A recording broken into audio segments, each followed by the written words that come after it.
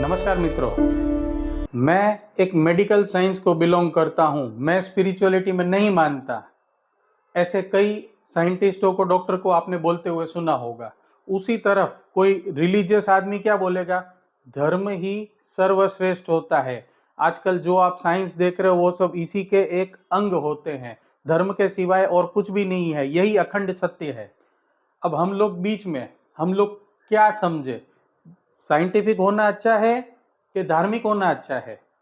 ठीक है ना। तो इसीलिए आज का वीडियो इसके ऊपर आधारित है, साइंस एंड स्पिरिचुअलिटी। ठीक है ना। ये साइंस एंड स्पिरिचुअलिटी क्या है, कौन सा बेटर है, कौन सा अच्छा है, किसमें क्या उपयोग होगा, तो इसके लिए सबसे पहले हमें क्या समझना होगा? Theory of creation. जैसे क्रिएशन कैसे हुआ? सबसे पहले जो चीज अस्तित्व में थी वो क्या था? ताओ। ताओ मतलब ब्रह्मत्व, ऐश्वर्य। कुछ भी नहीं था, खाली होली स्पिरिट थी, एग्जिस्टेंस स्पिरिट जिसको बोलते हैं। और कुछ भी क्रिएशन नहीं हो रखा था। न तारे, न ग्रह, न सूर्य, न ह्यूमन बींग्स, न लिविंग क्रीचर्स, नथिंग। इस ताव के बाद इसको कुछ क्रिएट होने करने की इच्छा हुई और क्या बना? सबसे पहले ची बना। ची मतलब एनर्जी। ची बोले, की के आई बोले, या क्यू आई क्वी बोले, कुछ भी बोले, उसका मतलब क्या है? एनर्जी।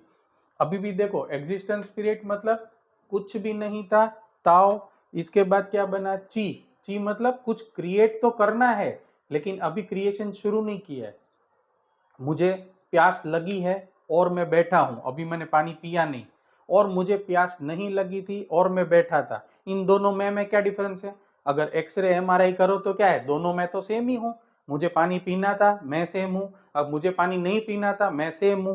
फिजिकली सेम है, लेकिन क्या डिफरेंस हो गया? एनर्जी का। मेरे अंदर एनर्जी शुरू हो गई। ठीक है ना। इस चीज को वापस क्रिएट करने के लिए वापिस दो में डिवाइड होना पड़ेगा। कौन से दो? एक है यांग, एक है यिन, या एक है पॉजिटिव, या एक है नेगेटिव, या एक है मेल, या एक है फीमेल, एक है नॉर्थ, एक है साउथ, एक है शिव, एक है शक्ति। ठीक है ना। कोई भी दो में डिवाइड होना पड़ेगा। अगर ये दो में डिवाइड हुए तो ही क्या क्रिएट हो पाएगा? एवरीथिंग। एवरीथिंग। हम जो जो चीजें इस यूनिवर्स में एग्जिस्ट करते देख रहे हैं, चाहे हम खुद हैं, जानवर हैं, पशु पक्षी हैं, ग्रह हैं, सूर्य, तारे, जो भी हैं, ये जो भी क्रिएट हो रहा है, एवरीथिंग, ये कहाँ से शुरू हुआ है? ये दो में डिवाइड होना पड़ा और फिर सब कुछ बनता है। अगर आप इलेक्ट्रिसिटी की पिन में एक पिन तोड़ दो, दूसरी पिन डालो, तो क्या उसमें करंट आएगा? नहीं आएगा। पॉजिटिव नेगेटिव दो चीजें चाहिए। उसी तरह प्रजनन के लिए मेल फीमेल चाहिए, उसी तरह नेगेटिव पॉजिटिव चाहिए, नॉर्थ साउथ चाहिए। ठीक है। तो ये पूरी यात्रा है। ताओ, ताओ में से ची, ची को दो में डिवाइड होना पड़ा और दो में से क्या क्रिएट हुआ? सर्वत्र क्रिएट हुआ। ये यात्रा है साइंस की यात्रा। सबसे पहले जो साइंस था वो क्या था? एक ही साइंस था, फिलोसॉफी। ठीक है। ट्रेडिशनल ह्यूमन बींग्स के टाइम पे एक ही साइंस था। वो साइंस क्या था? फिलोसॉफी।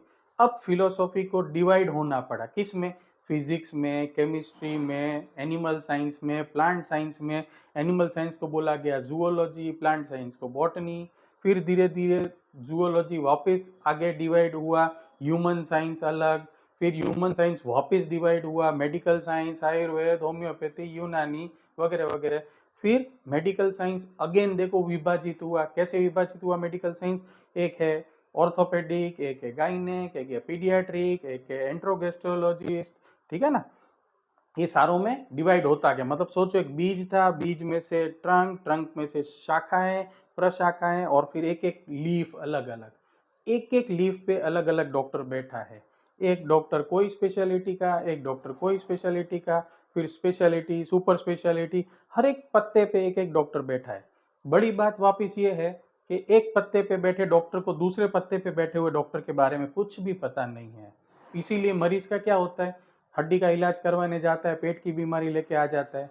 फिर पेट की बीमारी करवाने जाता है तो साइकोलॉजिकल बीमारी लेके आ जाता है, जैसे नींद नहीं आना, स्ट्रेस होना। ठीक है।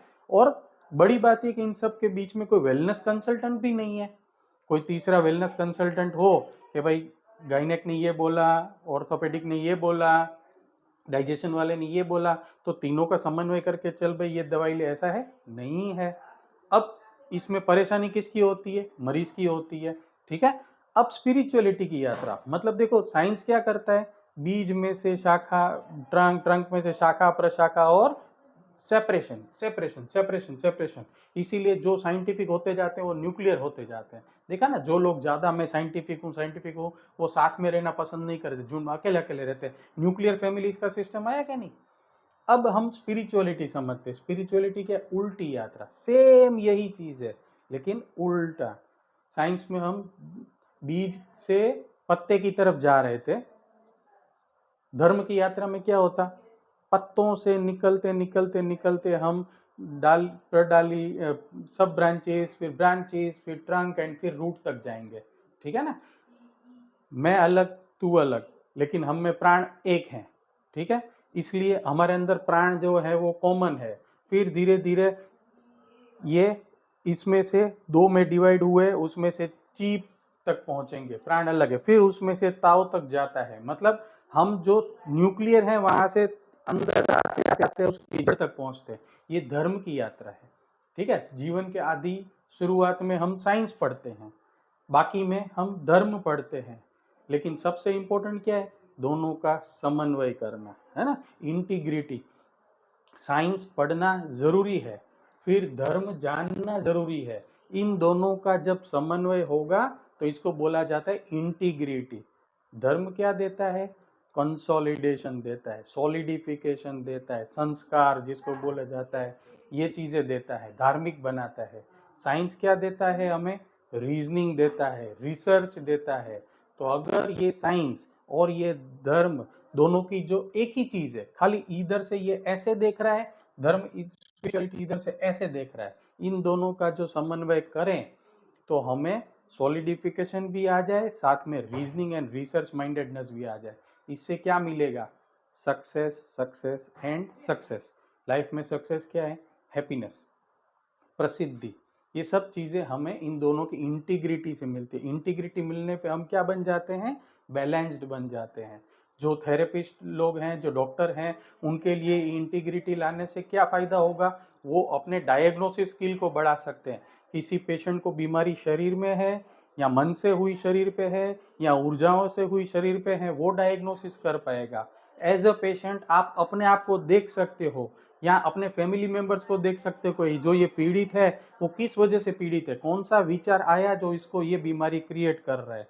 तो ये साइंस, ये रिलीजन जिसको स्पिरिचुअलिटी बोला जाता है, इन दोनों का बैलेंस्ड होना जरूरी है। जहाँ पे बैलेंस होता है, इंटीग्रिटी होता है, वहां पे हमें हैप्पीनेस मिलती है। जानते हैं दोस्तों, आजकल प्रयागराज की यात्रा काफी लोग करते हैं, क्योंकि कुंभ में डुबकी लगाने लोग जाते हैं मोक्ष प्राप्त करने के। उधर भी क्या है? उधर भी यही चीज है, गंगा यमुना सरस्वती। देखो इंटीग्रिटी हो रही है कि नहीं?